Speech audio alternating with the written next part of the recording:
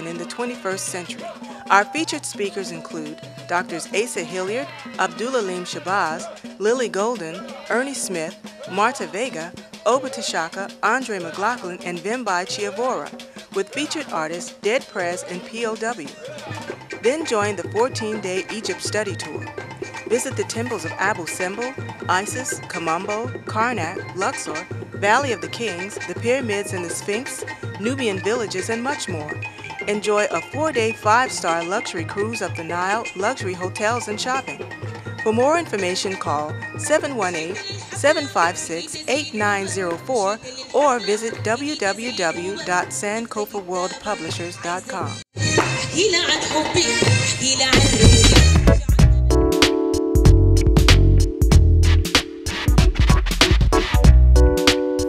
And we're back, and it's the first World Conference ASWAN Egypt 2006. With me in the studio, Dr. Clinton Crawford, and we had a long, beautiful discussion before, I like to call it, and we're back. Dr. Crawford? Yes. Okay. Besides the great panelists and the educators that you have two very famous performing artists, sometimes controversial, very famous. I like them personally. POW and Dead Prez. What do they bring to the conference? Well, they bring a hip hop flavor to the conference. And when I say hip hop here, I'm not talking about hip hop in its most obstructive, obtrusive self. They bring an energy and a type of consciousness that needs to be harnessed and needs to be pervaded all around the planet.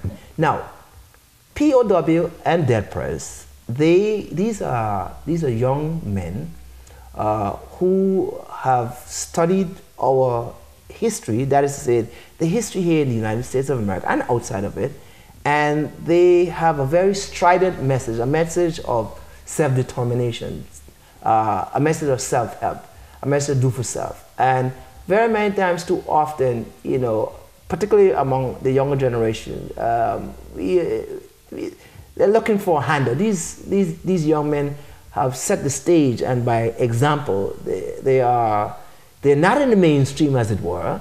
They're not being picked up by the Sonys and the other big conglomerate recording houses, but nonetheless, the messages are quite clear. The message is, hey, one of the most popular pieces by Dead Prez is that I'm an African. That's what drew me to them, and they're very humble. And how could we have a conversation and not have the young generation, the generation that's going to take our place now at the table? So they have a very important following, and they have a very important message to bring to this conference.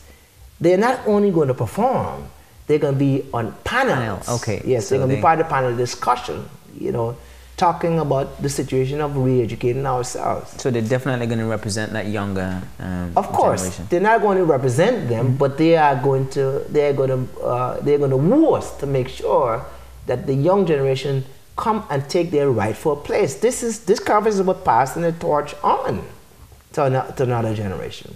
How do people strategize to get to this event? Yeah, well, immediately some people say, well, it's so far away and I have to pay so much. But it's not, you don't have to pay so much, you have enough time.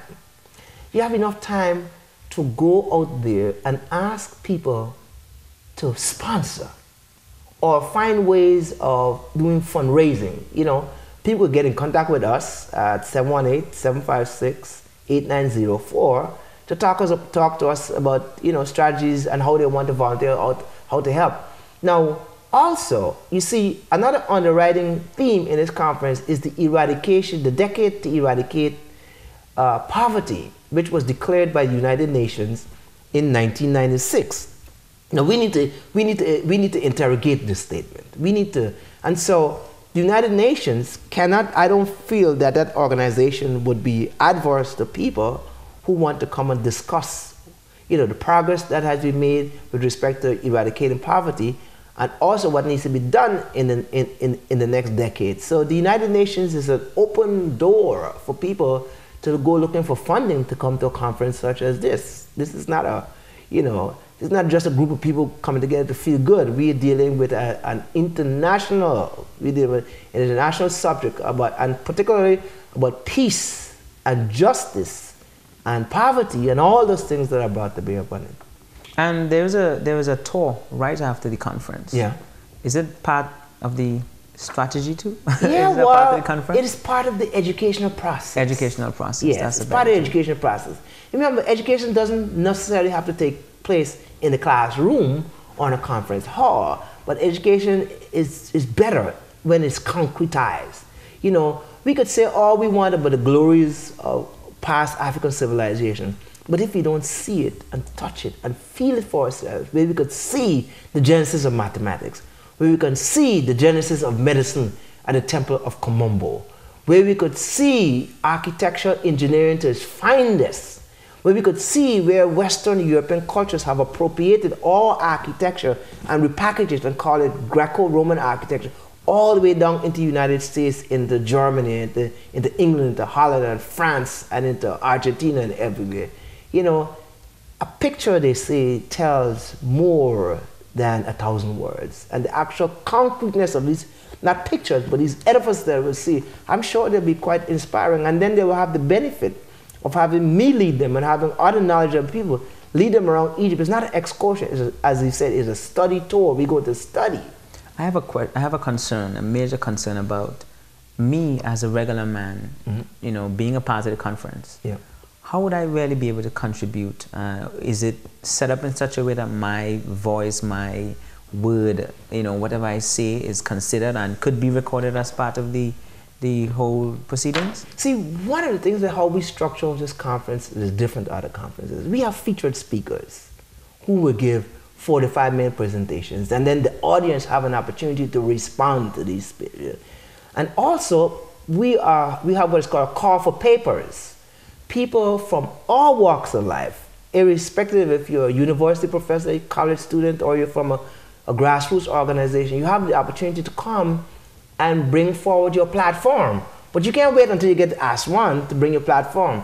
People need to get themselves organized, respond to our call for papers, go to our website, which is www.sankofawarpublishers.com, and click on Call for Papers, Conference 2006, and send their abstracts in so their papers can be selected, so their voices could be heard. But audience participation is primal to this particular event. Not only to the participation where people respond to the speaker or respond to panelists, but each evening of the conference, we will be broke up into what we call plenaries, where people, given their particular interests, they will have an opportunity to come and talk about what's going on in the community, talk about how we could make family relationships better, intergenerational relationships better, how we could instruct our young people to read and write and compute much better. All of these things, there's no real parameters around which could happen at these plenaries, and then they come and report to the large General Assembly the next day. So there's much participation for the attending body, the delegates. There's a lot of participation, a lot of avenues of participation by delegates, as opposed to them sitting down and being passive and being instructed like talking heads. No, we need to have some action, and that's why we want the young people, the college students, the high school students, those who have left college, and want to make a change. You have an opportunity now. This is a once in a lifetime opportunity. And if you miss this boat, if you hesitate, it's going to be too late. You got to get on board. First World Conference in Aswan, Egypt, 2006. I am going to be there. And we want people from Trinidad, going to be there. Jamaica, Barbados, the Carolinas, Chicago, Brooklyn, Bronx, Queens, Holland, London, Germany, Africa itself, and our brethren in China, in India, in the Pacific, everywhere. We want people from everywhere so that all of us could come together in one place and we're not working across purposes with each other. Yes, let's get the whole crew. Let's all be there. Let's all have a good time. And all work and no play make Jack become the dog boy. So there's going to be a lot of time for play too. We're going to have some time for fun. Yeah, of course. So you party goers and all that, if you want to go hang out, it's up to you. Yeah. But we're dealing with the educational side, and It's definitely going to be very, very educational. You're going to have a chance to contribute, to participate. Great, and interact with these great scholars as well. For more information, of course, log on to www.sankofaworldpublishers.com or call, and I'll have Dr. 718-756-8904. That number again is 718-756-8904.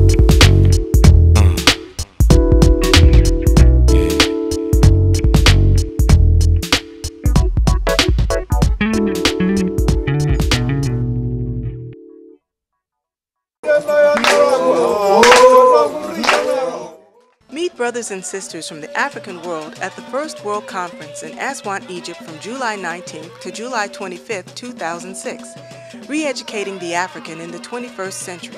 Our featured speakers include Drs. Asa Hilliard, Abdul-Alim Shabazz, Lily Golden, Ernie Smith, Marta Vega, Oba Tashaka, Andre McLaughlin, and Vimbai Chiavora, with featured artists Dead Prez and POW. Then join the 14-day Egypt study tour. Visit the temples of Abu Simbel, Isis, Kamambo, Karnak, Luxor, Valley of the Kings, the pyramids and the Sphinx, Nubian villages, and much more. Enjoy a 4-day, 5-star luxury cruise up the Nile, luxury hotels, and shopping. For more information, call 718-756-8904 or visit www.sankofaworldpublishers.com.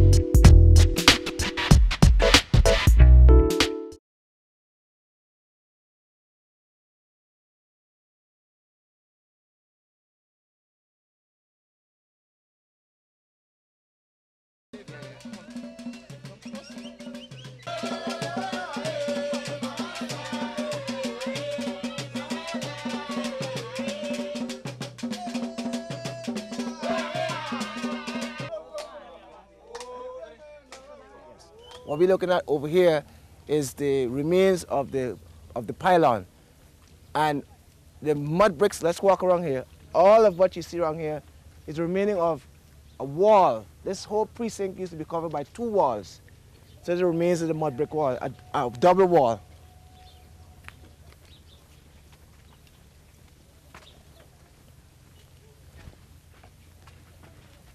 Komombo, Temple of Komombo.